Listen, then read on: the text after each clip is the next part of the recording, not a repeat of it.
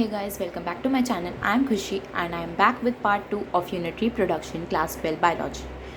Today we are going to discuss some additional points and further part of male reproductive system. सबसे पहले additional points में we have mesorchium mesentery that helps to hold the testes and body cavity. Mesorchium एक mesentery का नाम है जो body cavity से testes को होल्ड करने में हेल्प करती है. पर ह्यूमन मेल्स जो होते हैं उनमें मेसोर्चियम जो है वो एब्सेंट होता है, क्योंकि जो ह्यूमन मेल्स हैं उनमें टेस्टीज की पोजीशन जो है वो एक्स्ट्रा एब्डोमिनल होती है. In the sense abdominal cavity के बाहर प्रेजेंट होती है. जैसे कि रेट्रोपेरिटोनियल अरेंजमेंट में किडनी प्रेजेंट होती है, वैसे ही टेस्टीज प्रेजेंट होती है बॉडी कैविटी के दो बॉडी कैविटीज़ के बीच में. गबर्निकुलम रिप्रेजेंट मेसोर्चियम. गबर्निकुलम जो है ह्यूमन मेल्स में प्रेजेंट होता है वो मेसोर्चियम को रिप्रेजेंट करता है.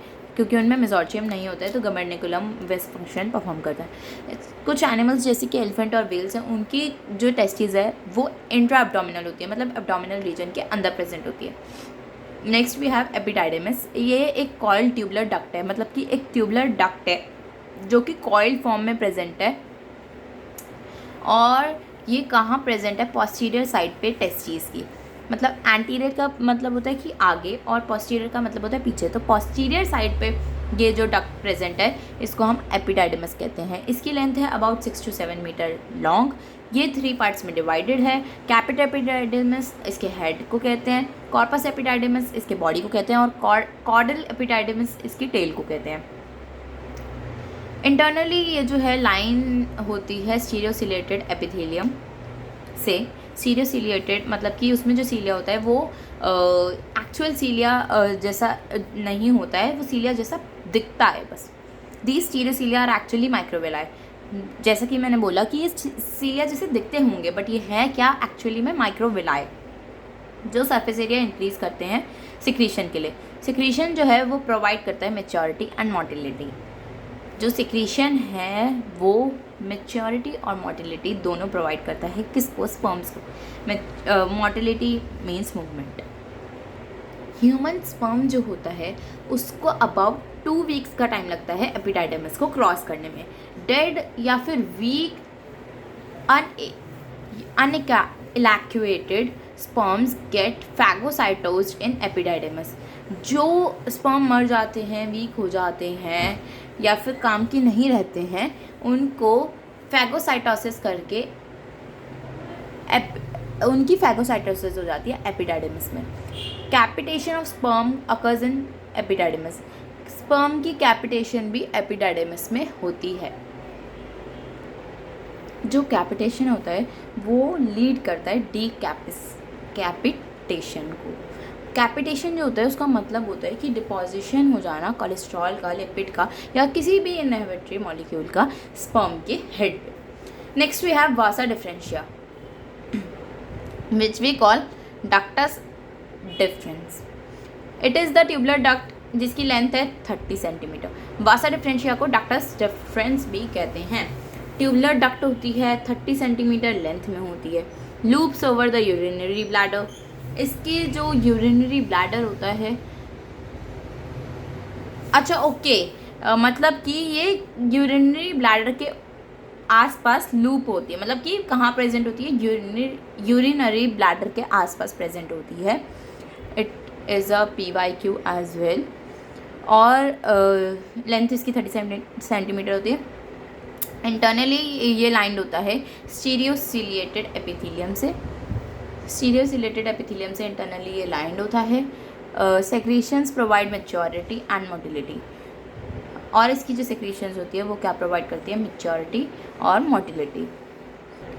जो टर्मिनल पार्ट होता है वासा डिफरेंशिया का वो स्वेल हो जाता है एम्प्यूला की तरह. किसी भी स्वॉलन पार्ट को हम एम्प्यूला कहते हैं. Ampulla joins to seminal vesicle and forms ejaculatory duct. Ejaculatory duct कैसे फॉर्म होती है? जब एम्प्यूला सेमिनल वेसिकल से जॉइन हो जाता है तो एजैकुलेटरी डक्ट फॉर्म होती है. Each ejaculatory duct enters in prostate gland and opens in urethra.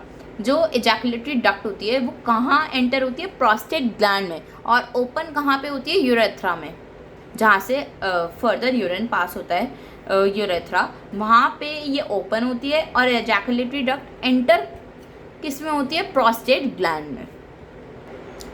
Accessory glands, first है हमारे पास seminal vesicle, uterus masculinus. Seminal vesicle एक ग्लैंड है, एक एसेसरी ग्लैंड है जिसको हम यूट्रस मस्कुलरिस भी कहते हैं। ये पेयर्ड सैक लाइक है और इसकी मस्कुलर वॉल होती है। ये पेयर्ड होती है, सैक लाइक होती है और इसके पास मस्कुलर वॉल होती है। सेक्रीशन जो है वो कंट्रीब्यूट करती है 70% of semen by volume. Secretion जो है सेमिनल वेसिकल की ग्लैंड की वो 70% सीमन की वॉल्यूम में कंट्रीब्यूशन देती है। जो सेक्रीशन है सेमिनल वेसिकल ग्लैंड की वो इंक्लूड करती है fructose, ascorbic acid, citric acid, prostaglandins and clotting enzyme. We will repeat: fructose, ascorbic acid, citric acid, prostaglandins and the clotting enzyme. ये 5 चीज़ें जो है एसेसरी ग्लैंड ये सेमिनल वेसिकल की सिक्रीशन होती है। Next we have prostate gland. ये single होती है, मतलब पेयर्ड नहीं होती। जैसे ऊपर लिखा है ना पेयर्ड, सेमिनल वेसिकल में लिखा है कि वो पेयर्ड होती है, तो वैसे ही ये सिंगल होती है। Type of compound tubulo alveolar gland, ये अगर हमारा डाइजेशन चैप्टर सिलेबस में होता तो हम पढ़ते, बट नहीं है तो काफ़ी लोगों को नहीं भी पता होगा कि कंपाउंड ट्यूबलो एल्वियोलर ग्लैंड का मतलब क्या होता है। कंपाउंड मीन्स ब्रांच, ट्यूबलो मीन्स एक दो ब्रांचेज में से एक ट्यूबलर होगी और एक एल्वियोलर इन द सेंस कि सैक लाइक होगी। ये होता है कंपाउंड ट्यूबलो एल्वियोलर ग्लैंड का मतलब। तो प्रोस्टेट ग्लैंड हमारी कंपाउंड ट्यूबलो एल्वियोलर ग्लैंड है, सिंगल है, पेयर्ड नहीं है। सेक्रीशन जो है इसकी कंट्रीब्यूट करती है 20 to 25% of semen by volume. Means कि आधी सेक्रीशन जो सीमन जो है वो आधी प्रोस्टेट ग्लैंड से और आधी से ज़्यादा सेमिनल वेसिकल से की सेक्रीशन, सेमिनल वेसिकल ग्लैंड के सेक्रीशन से बनी हुई है। सेमिनल वेसिकल ग्लैंड की सेक्रीशन 70% होती है सीमन में, वाइल जो प्रोस्टेट ग्लैंड होती है उसकी सेक्रीशन जो है वो 25% होती है सीमन में बाय वॉल्यूम। जो सेक्रीशन है सेमिनल वेसिकल की उसमें हमने पढ़ा फ्रक्टोस होता है, एस्कॉर्बिक एसिड होता है, सिट्रिक एसिड होता है, प्रोस्टाग्लैंडिन्स होते हैं, क्लॉटिंग एंजाइम होता है। वाइल जो सेक्रीशन है प्रोस्टेट ग्लैंड का वो होता है हमारा calcium, citrate, seminoplasmin, clotting protein, fibrinogen, profibrinolysin. We will repeat: calcium ion, citrate, seminoplasmin, clotting protein, fibrinogen and profibrinolysin. Next we have Cooper's gland, also called bulbourethral gland. ये जो gland होती है Cowper's gland, ये paired होती है और ये भी एक टाइप है ट्यूबलो एल्वियोलर ग्लैंड का, कि मतलब कि ट्यूब और एल्वियोलर मतलब कि ट्यूब की फॉर्म में भी है और सैक की फॉर्म में भी है। जैसे कि मैंने पीछे एक्सप्लेन किया था कि इसमें ब्रांचिंग होती है, जो कि एक ब्रांच ट्यूब में डेवलप होती है और एक सैक लाइक में। Next we have secretion. इसकी जो सेक्रीशन है वो 5% सीमन वॉल्यूम को कंट्रीब्यूट करती है। सबसे ज़्यादा हमारी कौन सी ग्लैंड कंट्रीब्यूट करती है? Seminal vesicle. उसके बाद हमारी जो कंट्रीब्यूशन होती है 25% की वो होती है प्रोस्टेट ग्लैंड की, एंड देन सबसे कम सेक्रीशन वाली सीमन में जो ग्लैंड सबसे कम सेक्रीशन कंट्रीब्यूट करती है वो है Cowper's gland. Show pre ejaculation secretion, ये प्री एजैकुलेशन सेक्रीशन शो करती है। Alkaline secretion helps to neutralise acidity of male urethra. जो एल्कलाइन सेक्रीशन है वो किस चीज़ को न्यूट्रलाइज करने में हेल्प करता है? Acidity of male urethra,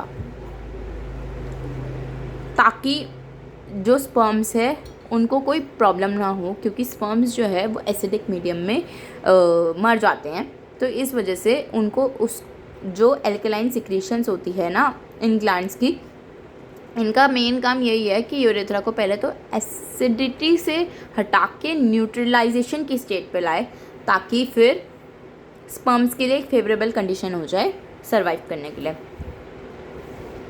mucoid secretion helps to lubricate glands penis.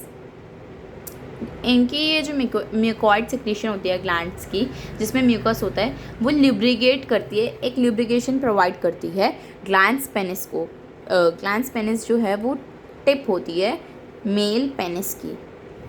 Semen या फिर सेमिनल प्लाज्मा, सीमन या फिर सेमिनल प्लाज्मा जिसके बारे में हम जिसका कंटेंट हम पीछे सेमिनल वेसिकल से पढ़ते आ रहे हैं कि 70% सेमिनल वेसिकल से, प्रोस्टेट ग्लैंड से 25% एंड कोपर्स ग्लैंड से 5%, उसके बारे में अब हम डिटेल पढ़ रहे हैं। Sperm secretes, sperm plus secretions और एसेसरी ग्लैंड। ओके, सीमन होता क्या है, मतलब सीमन क्या क्या कंसिस्ट करता है। जो मेल्स में सीमन होता है उसमें स्पर्म होते हैं और सिक्रीशन होती है एसेसरी ग्लैंड्स की, जो कि हमने 3 ग्लैंड पीछे पढ़ी हैं, seminal vesicle, prostate and Cowper's. इनकी सिक्रीशन और उसमें स्पर्म्स और ऐड कर दो तो वो हमारी क्या बनाती है, सीमन। नॉर्मल वॉल्यूम पर एजैकुलेशन इज़ 3 to 4 मिलीलीटर पर रिलीज़ जो होता है सीमेन का एक बारी में, वो 3 से 4 मिलीलीटर का होता है। एबनॉर्मल स्पर्म काउंट पर ejaculation is 200 to 300 million. Normal sperm count 80 to 100 million पर मिलीलीटर।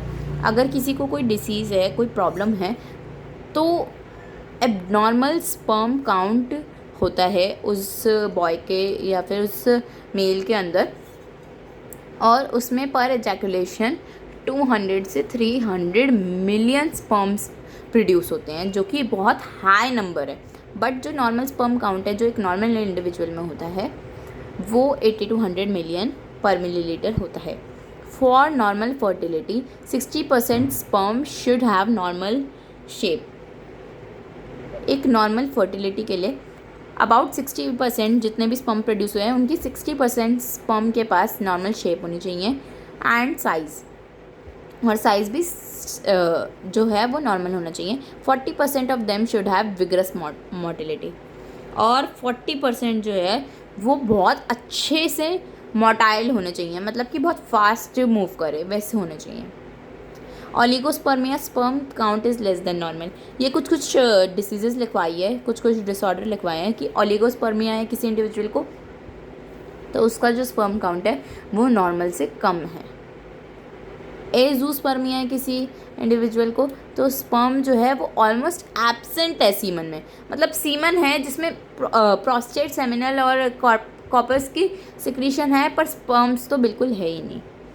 ओलिगोस्पर्मिया, इसमें जो स्पर्म काउंट है वो कम है नॉर्मल से। नॉक्रोस्पर्मिया, सीमन हैविंग डेड स्पर्म। जब सीमन में डेड स्पर्म होते हैं तो उस डिसऑर्डर को नॉक्रोस्पर्मिया कहते हैं। एस्थेनोस्पर्मिया, जब स्पर्म के पास पुअर मोटिलिटी होती है, मतलब कि स्पर्म जो है वो मूव तो करते हैं पर अच्छे से नहीं कर पाते हैं, बहुत स्लो करते हैं। Male copulatory organ, penis. Male का कॉपुलेटरी ऑर्गन कौन सा होता है, पेनिस। डिस्टिंक्ट होती है, ये 3 पार्ट्स में डिस्टिंक्ट होती है। एक रूट, बीच का पार्ट शाफ्ट, और सबसे ऊपर जो टिप होती है उसको हम कहते हैं glans penis. Made up of corpora cavernosa. ये जो मेल में पेनिस होती है, ये कॉर्पोरा कार्बोनोसा से बनी होती है। 2 स्ट्रैंड्स होते हैं कॉर्पोरा कार्बोनोसा के, और कॉर्पोरा स्पॉन्जियोसा का 1 स्ट्रैंड होता है। Urethra passes through spongiosa. जो यूरेथ्रा है वो कॉर्पोरा स्पॉन्जियोसा से पास होती है। Anterior part of penis is called glans penis. जो आगे वाला पार्ट होता है पेनिस का, उसको ग्लैंस पेनिस कहते हैं। Glans penis is expansion of spongiosa. Spongiosa को फर्दर अगर एक्सपैंड करते हैं तो ग्लैंस पेनिस मिलती है, जो कि टिप होती है पेनिस की। Glans penis remains covered by loose fold of skin called prepuce foreskin. जो ग्लैंस पेनिस होती है वो कवर्ड होती है, एक लूज फोल्ड होता है उस स्किन का, उसको कहते हैं प्रेप्यूज या फिर फोरस्किन। उससे कवर्ड होती है glands penis. Beneath prepuce Tyson's gland present secretion called smegma helps to lubricate glands penis। जो प्रेप्यूज होती है, एक्स्ट्रा फोर स्किन होती है, जो भी लूज फोल्ड ऑफ स्किन होता है जो ग्लैंड्स पेनिस पे, उसकी जस्ट बीनीथ ही क्या होती है, टायरसेंस ग्लैंड होती है जो सिक्रीशन करती है एक सब्सटेंस का जिसे कहते हैं स्मेग्मा, जो क्या करता है, ल्यूब्रिकेट करने में हेल्प करता है ग्लैंड्स पेनिस को। किसको? ग्लैंड्स पेनिस को। Surgical removal of prepuce is called circumcision. Circumcision क्या होता है? सर्जिकल रिमूवल प्रेप्यूज का। अब सर्कमसिजन का रीज़न तो नहीं पता, बट ये है कि मुस्लिम्स जो होते हैं उनमें एक न्यूबॉर्न बॉय चाइल्ड का सर्कमसिजन होता ही होता है। उनके रिलीजियस बुक में लिखा है या कहीं लिखा है, बट मुस्लिम्स में इट इज़ देयर। ये कंसेप्ट है कि जो प्रेप्यूज है उसको रिमूव करना है, रिलीजियस एस्पेक्ट है या कोई भी, पर मुस्लिम्स में ऐसा होता है। Penis show hydroskeleton.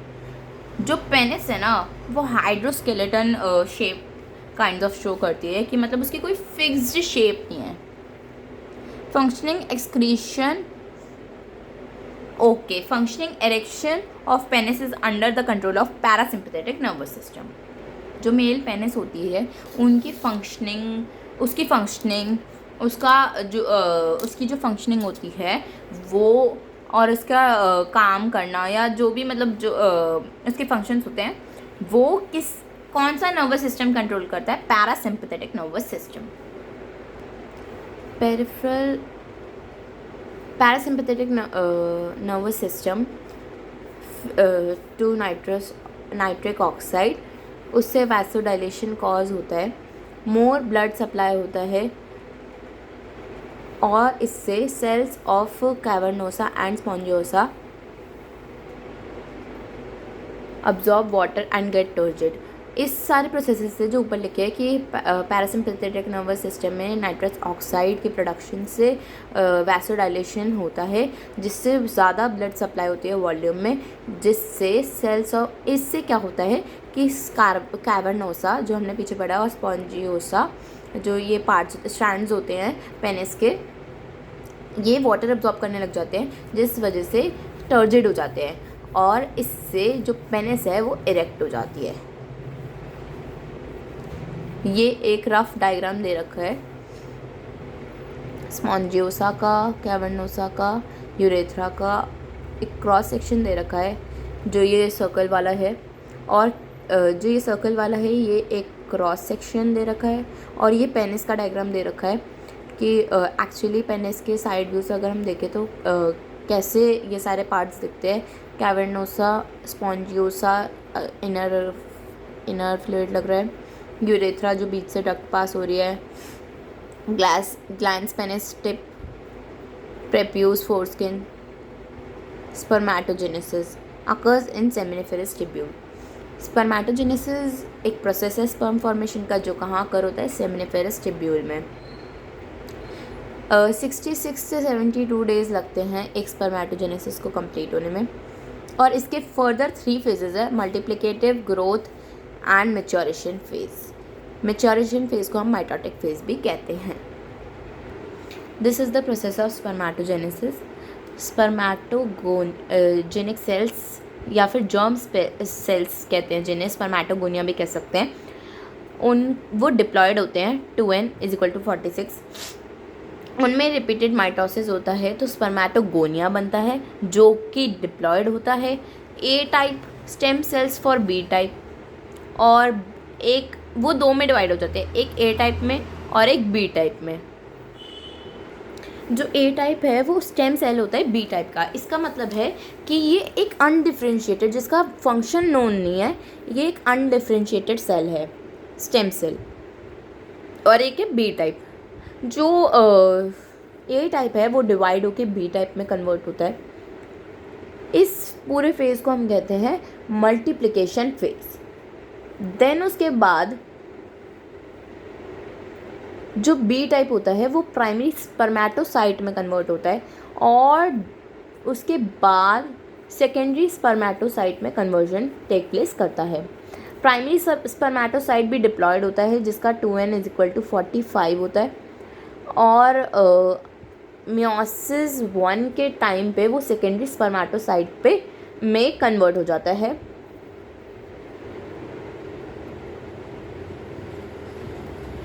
और ये दो पार्ट में डिवाइड होता है। पर प्राइमरी स्पर्मेटोसाइट दो इक्वल साइटोकाइनेसिस शो करके दो इक्वल साइज के सेल में डिवाइड हो जाता है, सेकेंडरी स्पर्मेटोसाइट।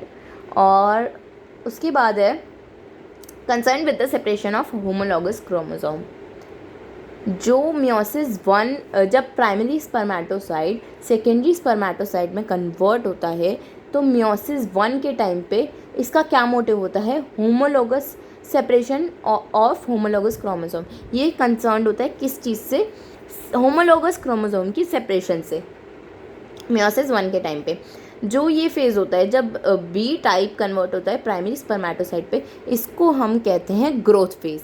और जब प्राइमरी स्पर्मेटोसाइट सेकेंडरी में कन्वर्ट होता है तो इसको हम कहते हैं मैच्योरेशन फेज़ 1। और जब सेकेंडरी स्पर्मेटोसाइट फर्दर डिवाइड होता है उसको हम कहते हैं maturation phase 2।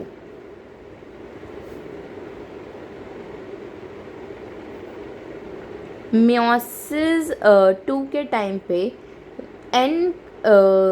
n=23, each chromosome has 2 chromatids. इस टाइम पे जो हर क्रोमोसोम के पास 2 क्रोमैटिड्स आ जाते हैं। और concern with the separation of sister chromatids, meiosis 2 के टाइम पे सिस्टर क्रोमैटिड्स की सेपरेशन होती है, वाइल जो मियोसिस 1 है उसके टाइम पे होमोलॉगस क्रोमोसोम की सेपरेशन होती है। उसके बाद ये जो इक्वल साइटोकाइनेसिस होता है दोनों में, सेकेंडरी स्पर्मेटोसाइट जो दो में डिवाइड हुए थे, प्राइमरी से 2 सेकेंडरी स्पर्मेटोसाइट बने जो फर्दर 2 में डिवाइड हो गए तो 4 हमारे पास आ गए स्पर्मेटोसाइट। और स्पर्मेटिड जो है वो स्पर्मेटोजेनेसिस करके स्पर्मेटोजोआ में कन्वर्ट हुआ। n=23, each chromosome has 1 chromatid. और at the end sister chromatids जब डिवाइड हो गए तो हर क्रोमोसोम के पास सिर्फ एक ही क्रोमैटिड बचा।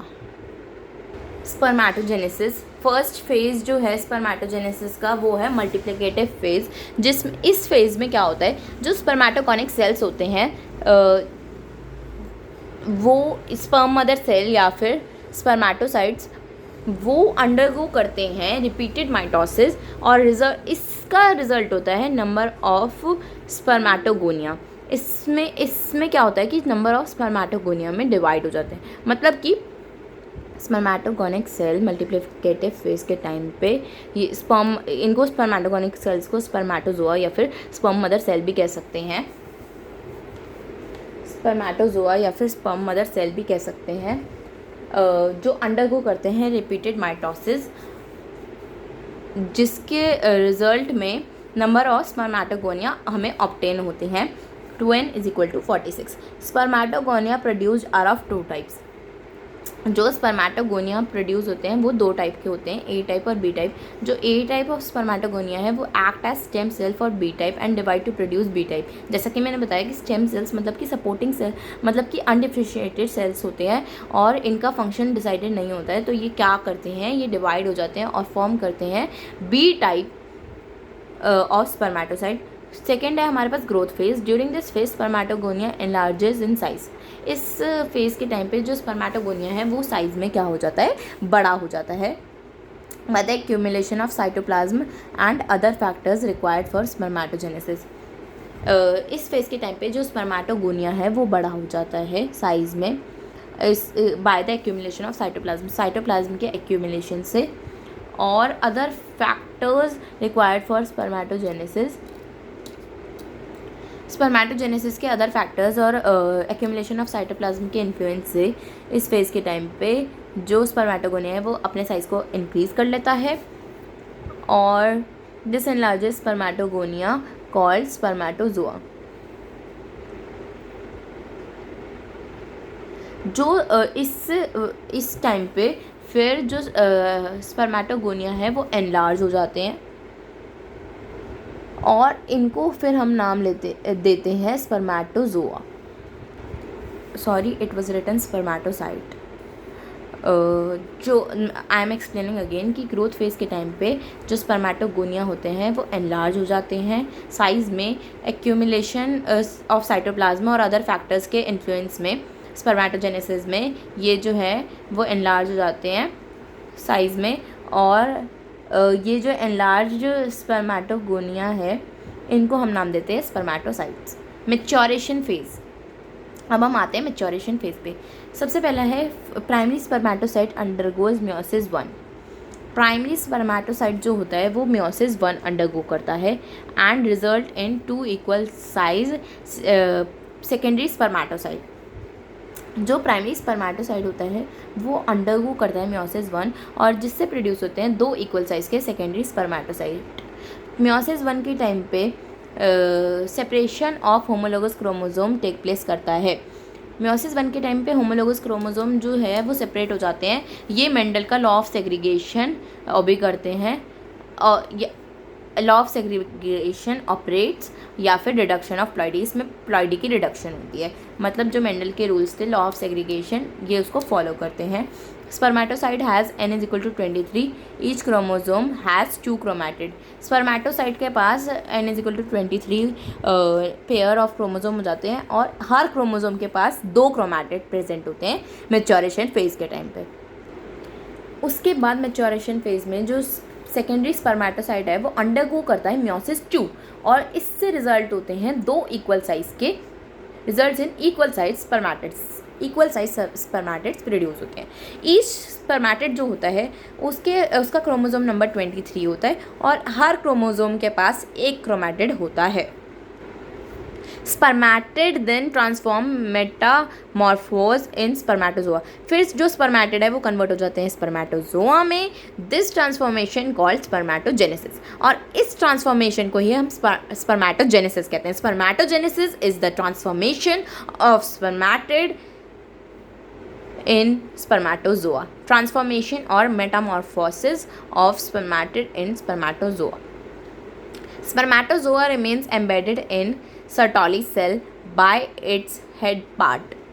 जो स्पर्मेटोजोआ होता है वो एम्बेडेड होता है सर्टोली सेल में अपने हेड पार्ट के साइड से टू गेट नरिशमेंट. उसको क्योंकि नरिशमेंट भी तो चाहिए तो सर्टोली सेल्स उसको नरिशमेंट प्रोवाइड करते हैं. After getting nourishment spermatozoa gets separated from Sertoli cell. जब उसको नरिशमेंट प्रॉपर मिल जाती है वो सेपरेट हो जाता है सर्टोली सेल से. गेट सेपरेटेड इन सेमिनिफेरस ट्यूब्यूल. सेमिनिफेरस ट्यूब्यूल में जाके सेपरेट हो जाता है और मूव्स आउट और उसके बाद वो मूव्स बाहर चला जाता है. मतलब कि स्पर्मेटोजोआ से वो नरिशमेंट लेके स्पर्मेटोजोआ सर्टोली सेल से नरिशमेंट लेके सेपरेट हो जाते हैं सेमिनिफेरस ट्यूब्यूल में पहुंच के और फिर बाहर चले जाते हैं. This phenomena is called spermiation. इसी फिनोमेना को हम स्पर्मेशन कहते हैं. स्पर्मिएशन एक प्रोसेस है जिसमें जो स्पर्मेटोजोआ है वो एम्बेडेड रहते हैं सर्टोली सेल्स में हेड पार्ट की तरफ से ताकि उन्हें नरिशमेंट प्रोवाइड होता रहे. और इस टाइम पे वो सर्टोली जब उन्हें नरिशमेंट प्रॉपर मिल जाता है तो वो सर्टोली सेल से सेपरेट होके सेमिनिफेरस ट्यूब्यूल में जाके चले जाते हैं और उसके बाद वो वहाँ से बाहर चले जाते हैं. इसी को हम स्पर्मेशन कहते हैं. Thank you for watching. We will come with part 2 in which we will study female reproductive system.